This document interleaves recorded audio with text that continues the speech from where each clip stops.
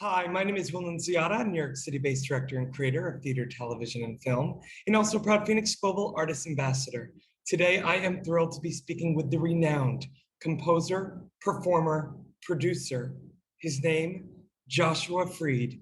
For more on Joshua, you can read more about him right below this video. But in the meantime, here is a sneak peek at the incredible talent of Joshua Freed.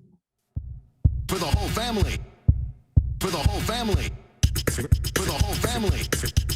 For the whole family. For the whole family. For the whole family. For the whole family. For the whole family. For the whole family. For the whole family.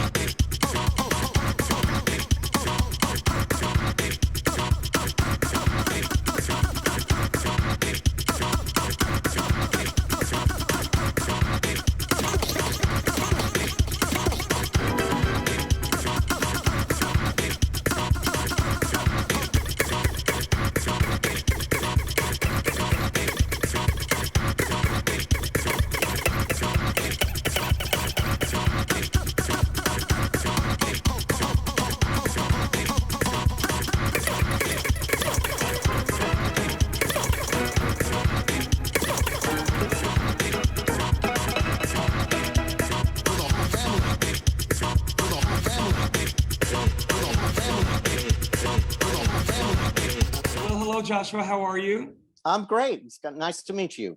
So nice to meet you. And I'm so excited that the audience just got a little sneak peek of your incredible talent. Joshua, well, thanks. I am so grateful that I've gotten to meet you because I've never met anyone who does what you do. Talk about a singular, unapologetic talent.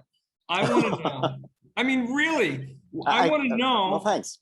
Where this love of music, specifically dance music, came to play, and then how that was just even a seedling of an idea that then parlayed into, you know, what you do. Well, it's the dance music thing and also the technology thing. And I'm not wildly in love with electronic music, but as I encountered electronics growing up, that's what turned me on. And it's a separate thing, you know, and people assume, well, I must adore Kraftwerk. I mean, I do kind of adore Kraftwerk, but I'm not going crazy over all the Subotnick and switched on Bach and you know, just not. But I've somehow got sucked into the technology. So that's been with me all my life. And then dance music, I guess what happened was, when the new wave punk rock revolution happened, it really struck me. I also fell in love with Brian Eno, and all those musicians kind of turned to dance music. And I was like a rock and roll kid. I was pretty out of it. My musical education was partially classical, it was folk, it was rock. And then, you know, the bug kind of hit me. And I also noticed, even while the transition was happening, well, I'm really into minimalism. And I'm into repetition and tape loops and Brian Eno. And all of this is kind of like disco, isn't it? I mean, isn't that repetitive music? And then I began to discover the dance music and be compelled by it. And it just seemed so natural to put it together. And then there was a few years there where I would read about some group. I remember this group called Polyrock, which was produced by Philip Glass. And I thought, okay, my career is over. They're going to do it. They're going to have like dance grooves and minimalism, and it's going to be arty and conceptual, and it's, you know, I'm done for. But that never happened. They weren't doing what I felt I wanted to do. And what I was doing came so naturally to me, especially exploring technology that allowed me to do repetitive patterns in the studio. And it's a little bit like Steve Reich, the great minimalist, did at the beginning of his career with tape loops. But he then decided to do this classical music career, which has been glorious. I mean, he's an inspiration for so many, and left the electronics behind, and I didn't. And I stayed with vernacular music. And if I can express what I want to express, evoke the kinds of experiences that I want to evoke with popular rhythms, that's just better. And not every experimental composer agrees with that. Absolutely. But yeah. And I mean, talk about minimalistic. I mean, please go into a little bit about, you know, how you create your music.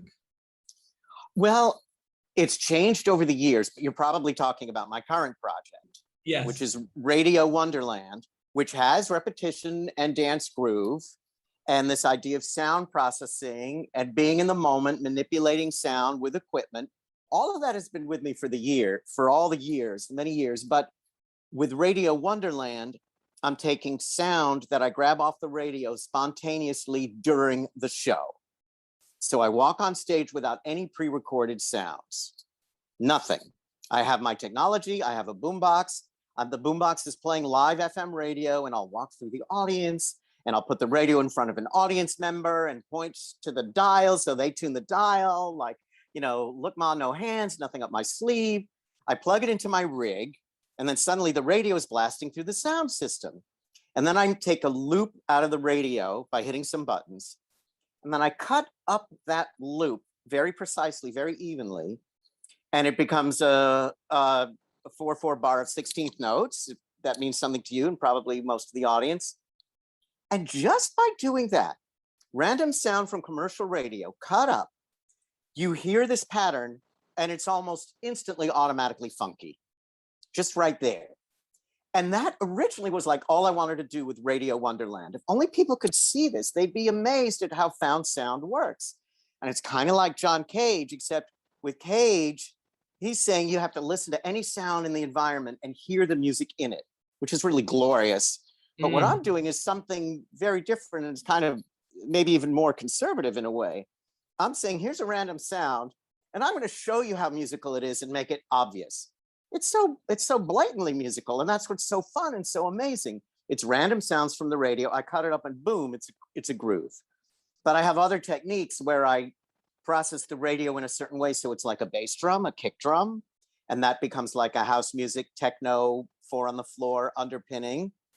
And I did the software myself. I wrote it in a special programming environment for music and interactivity. So I cobbled together my algorithms, and one of them takes spoken word and extracts the sibilants from the spoken word. So if we take the phrase spoken word, it'd be like the sp and the k from spoken, and the sp, sp, k.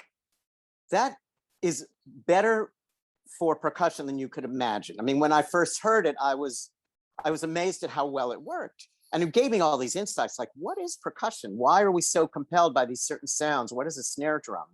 And by processing voice, I kind of got an answer, like, wow, this works. It sounds like percussion. It sounds like drum machines. It's nuts. And the idea is it's high concept, it's performance art, and it's actually danceable. And for the years when I was developing it, I didn't know if it would work. And it works. It's extremely gratifying to have people dancing and get viscerally understand what's happening in the moment.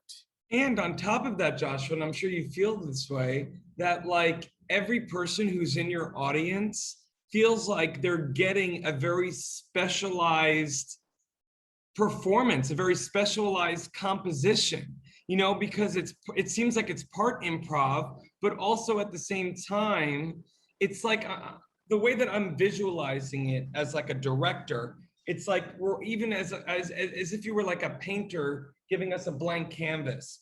Each audience is like a blank canvas, and they get their own Monet at that very specific performance. Does that make any sense? Yeah, no, I hear what you're saying. Yes, and I want them to get that. I very much want them to get that. And that's why it is uniquely a live performance. That's right. I mean, yeah, to the point where I've released an album of this stuff and I have videos, but it's not the same. It's electric, it's performance art. And I came up in the 80s in the kind of art punk performance art downtown scene where live performance was so vital and so important. And so, yeah, absolutely that. Yeah.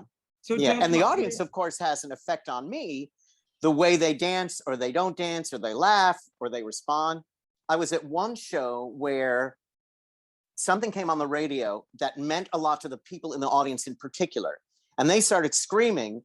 And the way I have it programmed, I have another 3 seconds to hit the button to grab what was there because it retains a little bit. So I realized, oh, I better grab this. And so they determined the show. I probably would not have grabbed it, because they went nuts, I grabbed it and then they loved it, and that became the kind of the theme of the show.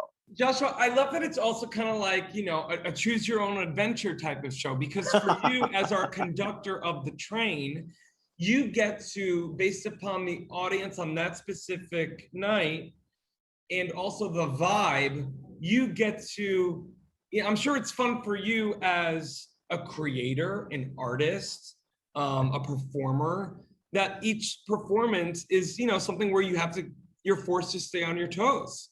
Exactly. Yeah. And I'm limited by what's on the radio. So it's a collaboration. Right. Yes. It's like a collaboration with a performer who is not completely unpredictable, but who never listens. Ooh. I have no effect on the radio. I kind of know the kind of stuff that's going to come up, but I've absolutely no effect. It's like this blind improv. Yeah, right. Well, I love it. And, I'm also curious to know, obviously during this time, it's been very tough for any live performer because, we're missing that other piece of the formula that makes what we do work, which is an audience. What are you most looking forward to as things slowly but surely come back? Well, what we were talking about, doing in front of people, and going back to some of the dance parties where I'm just a dancer and having fun. I miss that a lot. There's an underground dance party circuit in New York, people who know each other, who love audiophile sound and kind of a non-commercial space, and they all closed because they're all indoors with their audiophile stuff. And I've been to some rooftop parties and some outdoor parties, but it's not the same. I hear you. Yeah, I want to be performing again. It is part of my my rhythm of life, Well, music is also in your bone marrow. You were telling me pre-interview about your dad. He wrote music in Hollywood, and yeah, I'm curious to know, as you move forward in this time, that sense of connection and collaboration. I think as artists, we're hungry for now more than ever. In looking ahead, do you have any, ideal spaces that you'd like to play first? Well, the Pyramid Club circa 1983 would be ideal. Can we just all go back in time during that era, Joshua? I have to tell you, you're looking at me, you're probably like, oh, he's a young kid, doesn't know what that's about. I'm telling you, I'm an old soul. I wish I was around in my sweet spot would have been like mid 70s to late 80s. I just wish I could have eavesdropped. I hear you. And you lived it. I'm literally envious of you because, but also that's where you also, I'm sure, got to truly realize the rhythm that makes you tick. And I'm sure obviously has impacted your art. Yeah, it's true. Yeah. Well, listen. Oh, no question about it. One thing that happened at the Pyramid Club and a lot of these venues was the audience was built in and they wanted to be surprised and challenged. So I didn't have to, I promoted because I wanted my fans there, but even if there were no fans, the room was completely filled with people that were there to see what was on offer at the Pyramid. That's right. Dance and get performance. That's right. They were already right. They were built in. They were already game. Yeah. They wanted to be startled and thrown off. And yeah, but as far as venues today go, are there any out there that can even compare? Look at you, are a walking embodiment of that era in terms of the baton of that sensibility. And I'm sure you feel maybe a subconscious, unconscious, maybe conscious obligation to continue that sensibility, but in your own way. I guess so. Yeah. But it's come to me naturally. Yeah. It's who you are. Right. And who I was informed by the way I came up. The problem with venues now is they've become fragmented. There's so many more people doing it. If it was a drag show, if it was kind of a punk country band, if it was my electronic stuff, if it was pure performance art, it would all be in the one venue. That's right. And now it's, if I want to really get into hardcore dancing, there's going to be no live performance. Right. And I want to put that back together. And I've organized shows myself where we did that, but I'm swimming upstream. You know, that is just not the structure of how it is today. But I can't care. I just have to keep on doing what I'm doing. And I do have an audience, you know, it's just not all put together. I wish that more people understood that you can be in a dance club and the music can stop and there can be a performance and then the DJ comes on again and you're okay. That's right. And people are, they're, I don't know, they're scared. Or I had one audience member who basically said to me, I don't really like live music, but I liked what you did. And that was just, it's extraordinary. And one of my nephews said to me, oh yeah, we were out and there was a live band, but you know, they weren't so bad. What was counting against the live band was that they were a live band. And it amazes me. And I'm a little bit appalled, but frankly, considering what I do, I feel like it's my job to meet these people halfway, to get that audience member who's saying like, oh, I don't really like live music, but I like what you did. And they like it partly because it's a dance beat, it's electronic, and it has this kind of perfect automatic rhythm that I make out of radio, and that works for them. And maybe I'm a little bit batting for the, sorry? No, I said that's amazing though, that you've in a natural way have kind of been able to find that happy medium, you know, of in a show don't tell way, do live part, but also make it digestible for the kids who, you know, hear live musician and might be like, whoa, no, not for me. To be clear, there's a lot of people who are young who want punk bands and live bands and noise bands and aren't like that. However, there's more who really want to go to a dance party. Correct. The audience is just more huge. I remember I was on tour and I performed in Buffalo, and the guy that booked the show also put me up in his rock and roll house. And he talked about a festival that he had with all these different bands. And the most popular night by far was a Janet Jackson retro dance party. And I get, in a way, I feel like, am I batting for the other side? You know, like I grew up, well, I was a young adult then, but listening to punk bands, wanting to go to shows, applauding, you know, being up front next to the band. And now I'm like, you know, appeasing the people that can't stand that. But I mean, so what? I like doing what I'm doing, and I want more people to understand just how live dance music can be. And I'm doing it. Oh, we didn't even mention, did we? I'm doing it in a way that is performative, in that instead of a knob that I'm twiddling, I have an actual steering wheel, a giant knob. A Buick steering wheel, correct? Quite so, yeah. And a shoe? 4 shoes that I hit with sticks. They're mounted on stands, and I hit them with sticks.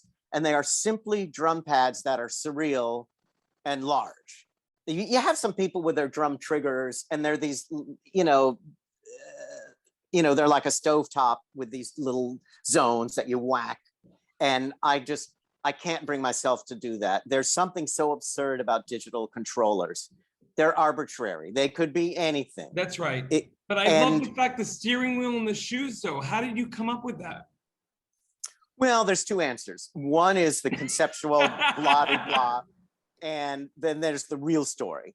The real story is I was playing with gates and triggering things with a microphone. So I would like talk into the mic, and then some completely surreal other sound would come out. And then one day I found in the junk bin in a stereo store a really crappy wireless mic. And it was so awful I could never use it, but I thought, oh, I could trigger things, and it's wireless. So I thought, oh, let me hide this in an object, and it'll be like this prop, this crazy performance thing. So I put it inside a shoe.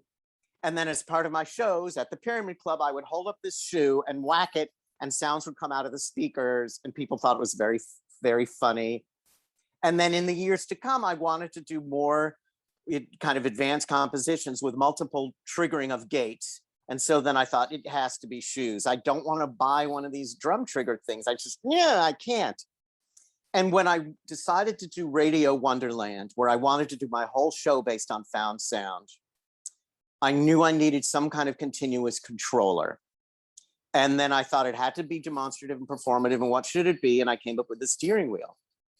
And the steering wheel ended up better than I thought, because I didn't know it at first, but I play melodies on this thing. It is, I mean, I programmed into it, the diatonic system. So I can quickly move to where pitches are. It's not like a fretless, it's a fretted, the frets are invisible, but it's like it's quantized in that sense to 12 pitches per octave, and one whole revolution is an octave.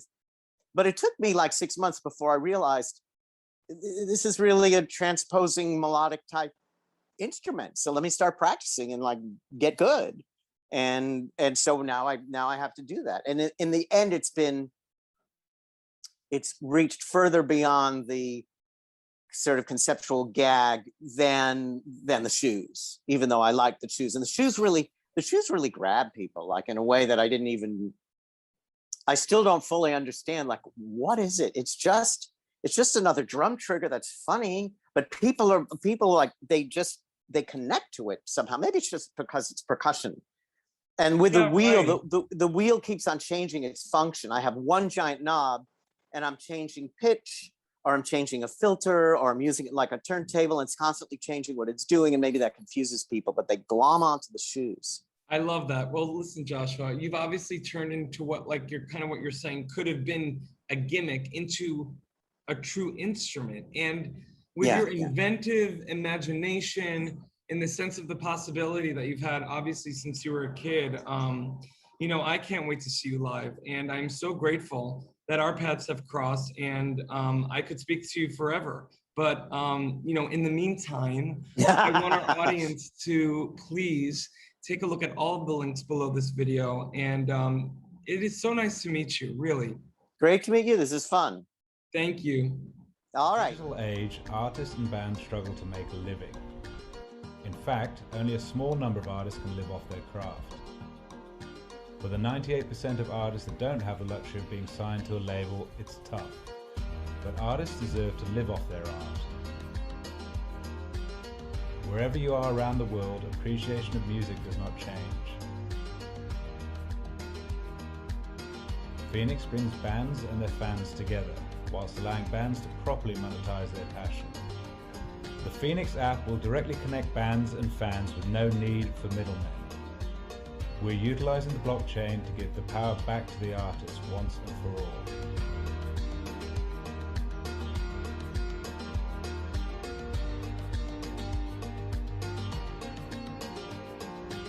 Join FENIX, join the change.